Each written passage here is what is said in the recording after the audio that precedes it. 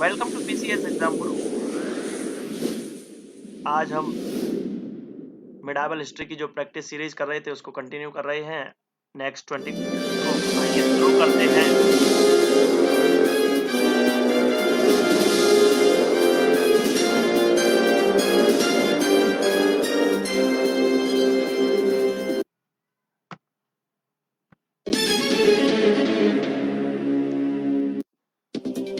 प्रश्न है, कबीर किसके शिष्य थे? Option A Ramanand, option B Vallabhacharya, option C Chaitanya Mahaprabhu, option D इनमें से कोई नहीं। क्या लगता है आपको, क्या उत्तर होगा? इसका उत्तर होगा ऑप्शन ए रामानंद। कबीर रामानंद के शिष्य थे। रामानंद भक्ति काल के प्रमुख संत थे। कबीर के 12 शिष्य अनंतानंद, ससुरानंद, सुखानंद, नरारीदास, भवानंद, भगत पीपा, कबीर, सैन, धन्ना, रविदास और 2 महिला शिष्य सुश्री और पद्मवती थे। अगर रामानंद के ऊपर कोई शॉर्ट नोट लिखना हो तो ये लिख सकते हैं अपन। देखते हैं अपना अगला प्रश्न।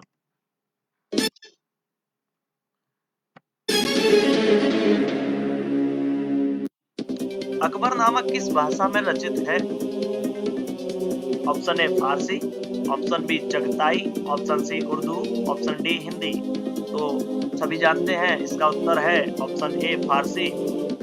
अकबरनामा जो लिखा हुआ है वो फारसी भाषा में लिखा हुआ है। अकबरनामा की रचना अबुल फजल ने की थी और फारसी भाषा में लिखी है। ठीक है, बढ़ते हैं अपने अगले प्रश्न की ओर ज्यादा देरी न करते हुए। मोहम्मद गौरी का अंतिम अभियान किसके खिलाफ था? खोखर, भट्टी, पठान या जाट? किसके विरुद्ध था? आप सभी जानते हो जब मोहम्मद गौरी यहाँ से वापस जा रहा था भारत से तो खोखरों ने उसे बहुत परेशान किया था। उन्हें परेशान किया और उसका बदला लेने के लिए गौरी वापस आया था तो खोखरों के विरुद्ध उसने अभियान किया। इसका राइट आंसर होगा ऑप्शन ए खोखर। अगला प्रश्न देखते हैं। महमूद गजनबी के साथ कौन भारत आया था? अलबरूनी, अमीर खुसरो, इब्न बतूता या इनमें से कोई नहीं? क्या होगा आंसर? तो इसका राइट आंसर होगा ऑप्शन ए अलबरूनी। अलबरूनी महमूद गजनबी के दरबार में शोभित विद्वान था। वह उसके भारत आक्रमण के समय भारत आया था। ठीक है, अगला प्रश्न देखते हैं। औरंगजेब किस वाद्य यंत्र बजाने में निपुण था? मतलब कौन सा वाद्य यंत्र औरंगजेब बजाता था और उसमें वह निपुण भी था? Option A veena, option B sitar, option C dholak या ऑप्शन डी तबला? क्या लगता है आपको? तो इसका राइट आंसर होगा ऑप्शन ए वीणा। औरंगजेब वीणा बजाने में निपुण था। हालांकि उसने अपने राज्य में संगीत पर रोक लगा दी थी। खुद वीणा बजाता था लेकिन राज्य में कोई संगीत नहीं बजा सकता था। ठीक है, आगे बढ़ते हैं। इल्तुतमिश द्वारा 175 ग्राम का जारी सिक्का किस धातु का था? सोना, चांदी, तांबा, लोहा? Option A B C D कौन सा राइट होगा? तो इसका आंसर राइट होगा ऑप्शन बी चांदी। इल्तुतमिश ने चांदी का टंका और तांबे का जीतल चलवाया था जो पूरी तरह से अरबी सिक्के थे। इसमें चांदी का सिक्का 175 ग्राम या ग्रेन का होता था। आगे बढ़ते हैं। मलेबिद और बेलूर के मंदिर किस वंश के राजाओं ने बनवाए थे? Kakatiya, Hoysala, Chalukya, Vijayanagara? A B C D कौन सा ऑप्शन सही होगा? तो इसका राइट आंसर होगा ऑप्शन बी होयसल। मलेबिद और बेलूर के मंदिर होयसल राजाओं ने बनवाए थे। ठीक है, आगे बढ़ते हैं। अगला प्रश्न।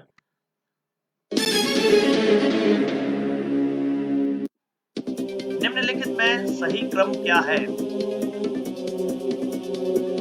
इसकी ट्रिक मैंने अपने एक वीडियो में आपको बताई थी, उसकी लिंक डिस्क्रिप्शन में डाल देंगे। तो उसमें मैंने बताया था आपको कि अगर दिल्ली सल्तनत के वंश याद रखने हो तो एक ट्रिक है, थोड़ी अच्छी नहीं लगती कहने में लेकिन अच्छी है। बू खातू साले, गुलाम, तुगलक, खिलजी और सैयद, फिर उसके बाद में लोधी वंश। ठीक है, तो इसका भी आंसर ऐसे ही हो सकता है, गुलाम, खिलजी, तुगलक, सैयद है नहीं इसमें, लोधी। तो ऑप्शन डी राइट आंसर होगा। ऑप्शन डी गुलाम, खिलजी, तुगलक, लोधी वंश, ऐसा क्रम होगा इनका। दिल्ली सल्तनत में कुल 5 वंशों का राज्य रहा। इसमें गुलाम वंश का शासन 1206 से 1290 तक रहा। खिलजी वंश का शासन 1290 से 1320 तक, और तुगलक वंश ने 1320 से 1414 तक राज्य किया। इसके बाद सैयद वंश ने 1414 से 1451 तक, तथा इसके बाद लोधी वंश आया जो कि 1451 से 1526 तक रहा। ठीक है, आप याद रख सकते हो ट्रिक को भी, थोड़ा सा माइंड फ्रेश भी हो जाएगा।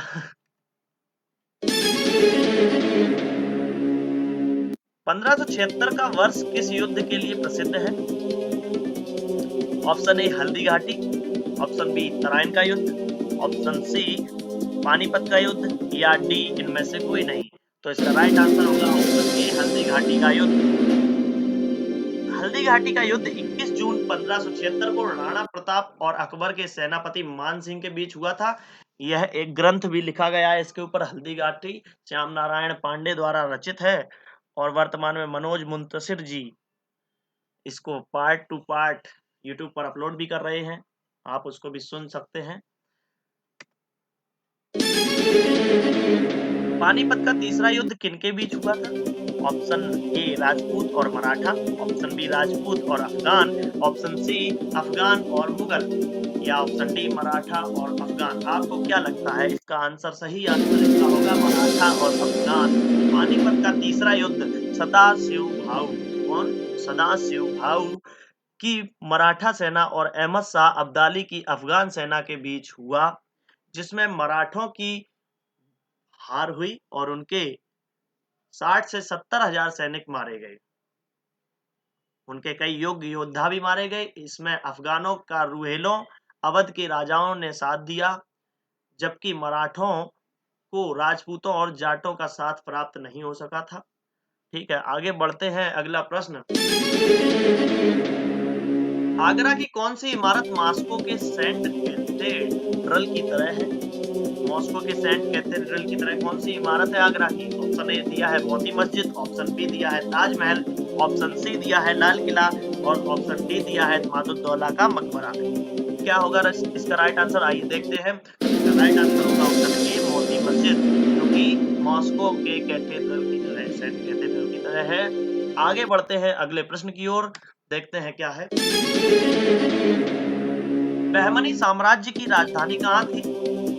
Option A Gulbarga, option B Berar, option C Ahmednagar, या ऑप्शन डी हम्पी। तो इसका राइट आंसर क्या होगा? गुलबर्गा। ऑप्शन डी, बहमनी साम्राज्य की राजधानी गुलबर्गा थी, जो 1425 में बदलकर बीदर कर दी गई। ठीक है, आगे बढ़ते अगले प्रश्न की ओर। निम्नलिखित में वीणा कौन बजाता था? पहले भी हम प्रश्न बता चुके हैं कि वीणा जो कि जिसने अपने साम्राज्य में रोक लगा दी थी, option A Akbar, option B Jahangir, option C Shahjahan, या ऑप्शन डी औरंगजेब। तो आएगा इसका आंसर ऑप्शन डी औरंगजेब। ठीक है, आगे बढ़ते हैं अपने अगले प्रश्न की ओर, देखते हैं अगला प्रश्न।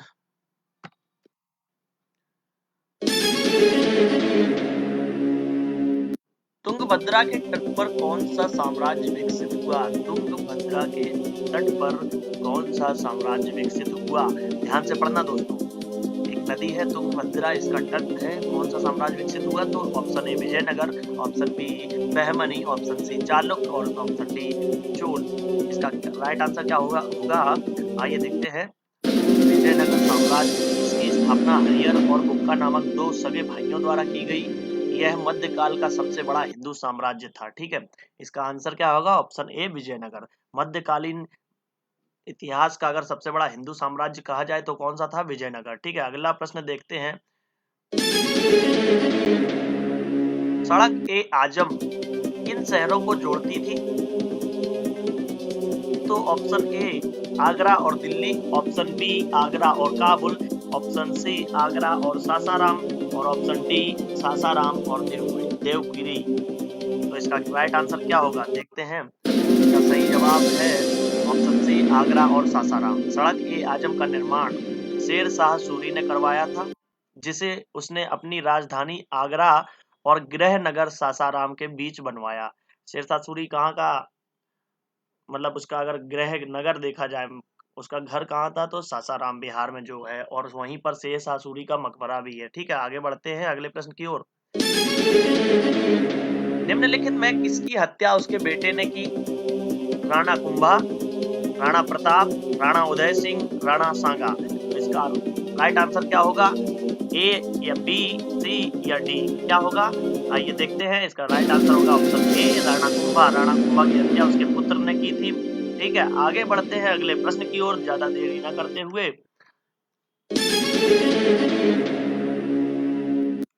प्रश्न है, राणा कुंभा ने चित्तौड़ का विजय स्तंभ किस युद्ध के, मतलब किस युद्ध में विजय के बाद बनवाया था? राणा कुंभा ने कौन सी विजय के बाद चित्तौड़ में विजय स्तंभ का निर्माण करवाया? सारंगपुर के युद्ध, चित्तौड़ का युद्ध, मंदसौर का युद्ध, गोगुंडा का युद्ध। ऑप्शन ए में सारंगपुर का युद्ध दिया हुआ है, बी में चित्तौड़ का युद्ध दिया है, और सी में मंदसौर का युद्ध दिया है, और डी में गोगुंडा का युद्ध दिया है। तो कौन सा ऑप्शन सही होगा? आइए देखते हैं। ऑप्शन ए सारंगपुर के युद्ध में, जो कि राणा कुंभा ने जीता, उसके बाद विजय स्तंभ चित्तौड़गढ़ में स्थापित करवाया। इसकी ऊंचाई 37 मीटर थी और इसे मेवाड़ नरेश राणा कुंभा ने महमूद खिलजी के नेतृत्व वाली मालवा और गुजरात की सेनाओं पर विजय के स्मारक के रूप में 1442 और 1449 के बीच में बनवाया। ठीक है, आगे बढ़ते हैं अगले प्रश्न की ओर। जोधपुर के निकट ओसियां नामक शहर किस वंश के राजपूत राजाओं ने विकसित किया था? परमार वंश के, प्रतिहार वंश के, राष्ट्रकूट वंश के, या चौहान वंश के? तो इसका राइट आंसर क्या होगा? इसका राइट आंसर होगा प्रतिहार वंशीय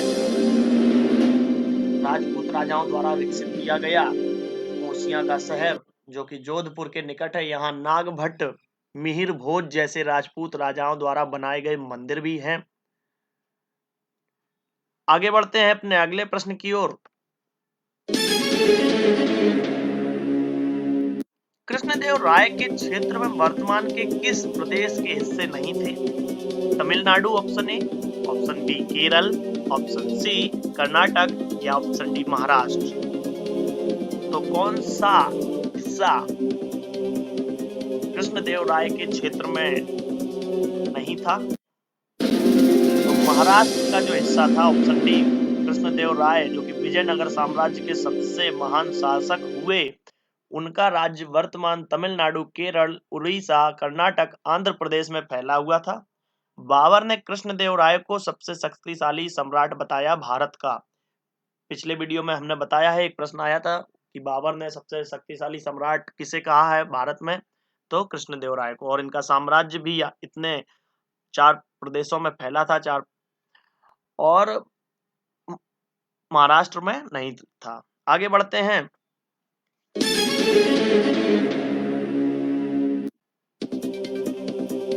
पूर्व पश्चिम समुद्र दिसावर की उपाधि किसने धारण की थी? ध्यान से पढ़ना दोस्तों। पूर्व पश्चिम समुद्र दिसावर की उपाधि किसने धारण की थी? हरिहर प्रथम ने, समुद्रगुप्त ने, कृष्णदेव राय ने, या हरिहर द्वितीय ने? तो इसका राइट आंसर होगा ऑप्शन ए हरिहर प्रथम। हरिहर प्रथम ने तुंगभद्रा के दक्षिण के राज्य पर अधिकार कर लिया था। उसने पूर्व पश्चिम समुद्र दिसावर की उपाधि धारण की, जिसका अर्थ है पूर्व और पश्चिम दिशा के समुद्र का स्वामी। ठीक है, आगे बढ़ते हैं अपने अंतिम प्रश्न की ओर।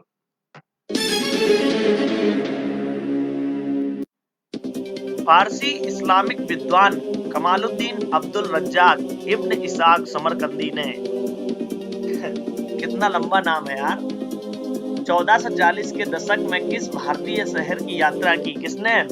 ये नाम तो इतना लंबा याद नहीं रहेगा यार। फारसी इस्लामिक विद्वान कमालुद्दीन अब्दुल रज्जाक इब्न इसाक समरकंदी, सीधा सीधा इब्न इसाक समरकंदी से याद रखेंगे अपन।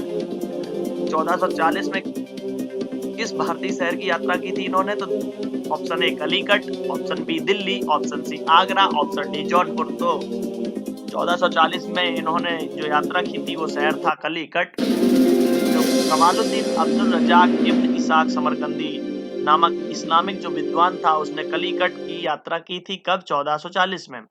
और कलीकट भारत के मालाबार तट पर स्थित शहर है, ये भी ध्यान रखना। अगर प्रश्न आ जाए कि कलीकट कहाँ पर स्थित है, तो भारत के मालाबार तट पर स्थित है।